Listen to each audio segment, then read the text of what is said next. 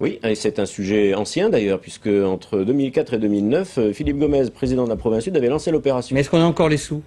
Eh bien, on les a perdus entre 2009 et 2014, puisqu'il faut constater que l'opération a été abandonnée.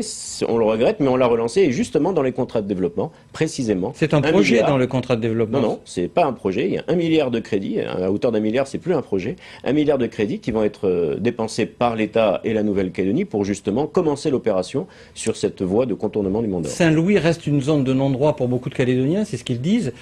On a donné 500 millions pour la tribu. C'est une paix sociale à 500 millions? Alors non, on n'a pas. D'abord, on donne pas 500 millions ni à une tribu ni à une collectivité. C'est dans le contrat de développement signé, demandé par le maire du Mont d'Or et voté à l'unanimité de son conseil municipal, que dans son contrat d'agglomération, une opération de hauteur de 500 à 600 millions est fléchée. Et pourquoi? Parce qu'on ne peut pas dire et se plaindre des difficultés que rencontre la jeunesse, la population, et je ne parle pas des délinquants. Les délinquants, c'est tout à fait autre chose.